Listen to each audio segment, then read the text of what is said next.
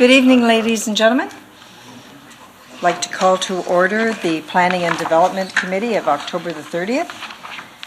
I'd like to, everybody is present and accounted for.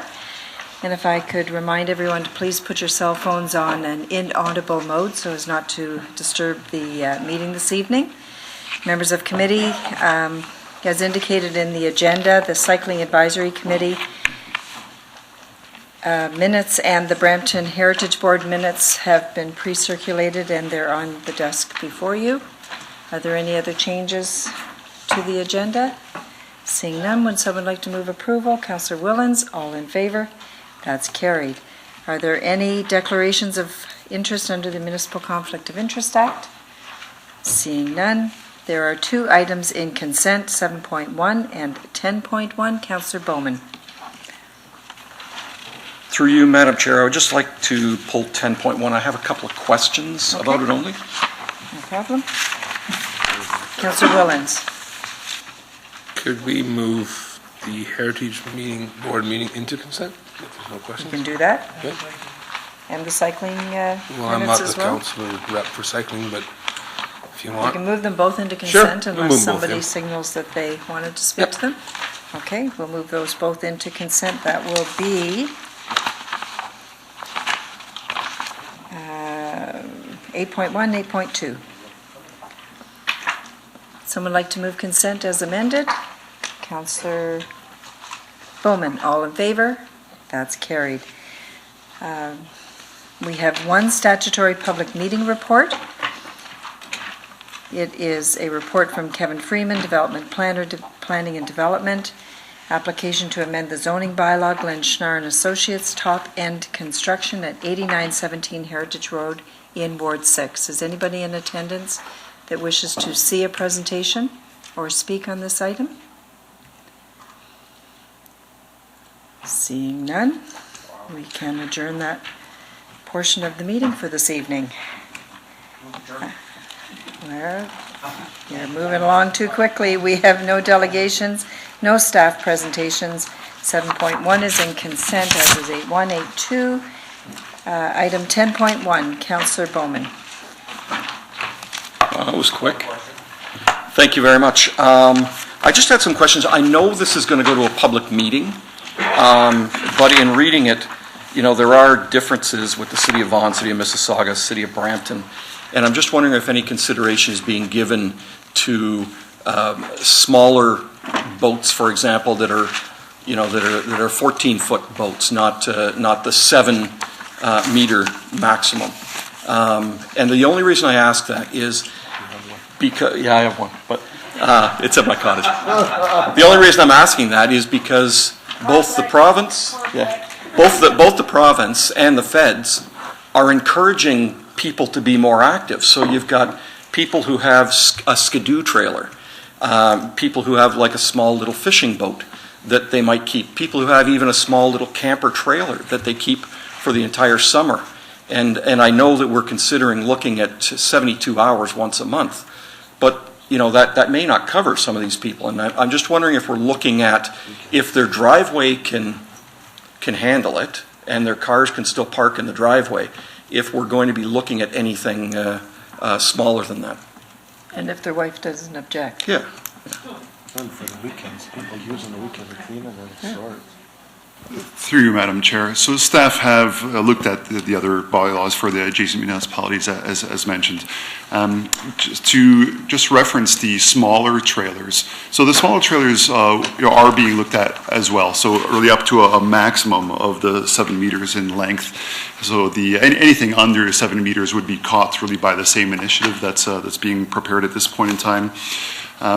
As far as any concern that there might be to allowing trailers that are too large on some residential properties, I would just note that the vast majority of properties throughout the city within residential subdivisions have setback from the front property line through to the garage of approximately 6.6 meters. So, you know, those standard dwellings, the lots, will not be able to take complete advantage of something up to that length. for the trailers and their recreational vehicles associated with them.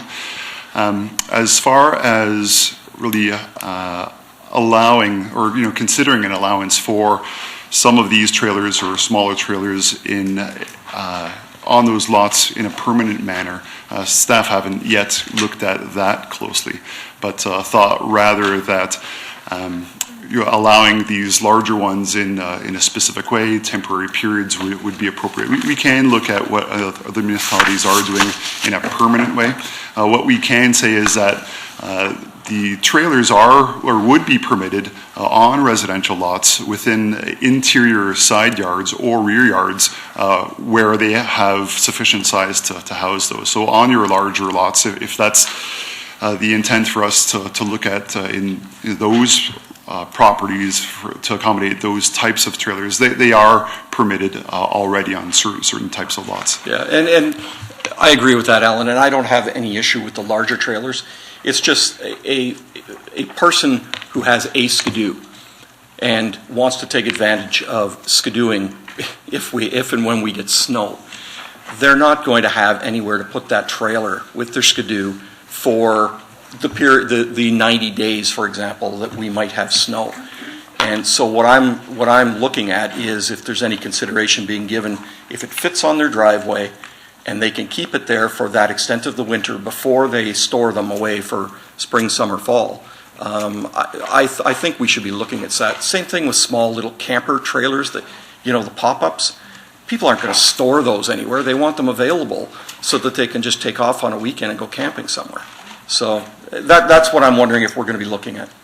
Again, and through you, Madam Chair, there are permissions for some of those types of trailers currently. We'll confirm exactly what types of trailers are permitted. Okay. I think the reference right now is travel trailer, but what exactly is a travel trailer, and could it capture some of these skidoo type trailers and such? We'll look. Yeah, and I'm looking at the 3 meter. It would fall within the 3 meter high, so I don't think there's any problem with that. So, okay, thank you. Okay. Councillor Gibson. If I can put my 2 cents worth in it, I just think they're ugly. I don't like them in the driveways. Sorry, Councillor Bowman. And the way I look at it, most houses have either a carport or a garage, not all. But if you can fit a trailer in your driveway, you can fit it in a garage, a small trailer that would take up the same amount of room as a car would in your driveway. So I know when I had mine, that's what I did. I hit it, put it in the driveway, in the garage, and I parked my car there. Some people just want to have their car indoors in their ugly-looking trailer outside, and we can't regulate against the beauty of these trailers, Councillor Bowman, unfortunately. So some may look good. I'd prefer to have a larger boat that looks good than a smaller, chunky 14-foot with an old 1965 motor on in the back of it. I'm not saying that's what you have, but you told me about what your dad's motors look like. That's just my opinion. I look around at some of these other municipalities, I've driven through Mississauga and seen some of the stuff they allow in the driveways. It just makes the neighborhood look junky to me. So, thank you. Okay. Councillor Dillon. Thank you. Just to add a point, I've never been skidooing or don't have a trailer, but just to Councillor Gibson's point, if you put it in the garage, they also have, a lot of people also have issues with their waste bins as well, putting it in there, so that might become difficulty. So I just want to add that point as well, for whatever it's worth. Well, let's hope we get lots of feedback from the statutory public meeting on this. Someone would like to move the report, Councillor Bowman. All those in favor? That's carried. There's no deferred matters, no notices of motion, no correspondence. Councillors, question period. Are there any questions from members of council? Councillor Frattini. Thank you, through the chair. Yes, it's for the commission. I'm a little bit confused here when I come, 2 items on a plan. This is the second time. I don't know, every time we try to set up meetings and everything, he says, it takes forever, we're very busy, and then we come to planning, everything's in consent. There's nothing here. This is the second time we've almost broke a record if it wasn't for Councillor Bowman here. Oh, we can count on Councillor Gibson to sabotage that too, because he doesn't so- want his previous record broken. But So I'm a little we bit- actually did have that conversation at our pre-agenda I'm a little bit confused. Councillor Pertini, I'm going to let the Commissioner respond. So perhaps I can speak to that through you, Madam Chair. So with respect, and I'm understanding that the comment from Councillor Fortini was just with generally with respect to the busyness of staff and I guess the agenda really identifying or having some association with how busy staff are. I just want to really put out there for committee that, you know, with development as a whole and the business that we do with respect to all the development applications, you know, there essentially are cycles, if you will. And so there are times where we have very, it just so happens that from a timing standpoint, it is that there are many items that we have for a particular committee agenda. And then there are other times because of the heft of the one agenda, you know, another meeting happens to be a little bit lighter. And really that's the norm in some ways, not necessarily to the extent that it is tonight, but you know, that does generally happen. And maybe also just one other point to add, you know, many of the milestones that we go throughout the planning process for development are items that don't relate to things that have to come to committee for your consideration, such as the delegation that you've put to staff for draft approval of subdivisions and working, you know, in a very vigorous manner towards the registration of subdivisions. There's a lot of work, obviously, that happens behind the scenes. So it's not always shown by way of the heft of any particular agenda. Thank you. I do appreciate it. I know you met with me and we said, you know, so I have some here time for some people. Just that we come in planning. I'm hoping to see a little bit of stuff that I see everything there. That's, anyway, thank you. Thank you, Councillor Fortini. It does seem to be feast or famine at this meeting. Either we're here till 11 o'clock at night or we're out in 11 minutes after. But, you know, and we did have the conversation about sort of the agenda management piece. And if there is something on the agenda or tracking for this meeting that's not necessarily time sensitive, we can maybe push it over to the council meeting or the following planning meeting. So I'm sure they would appreciate a night off if they didn't have to be here as well from staff's part. So no more questions. I guess we move now to public question period. I don't see any members of the public.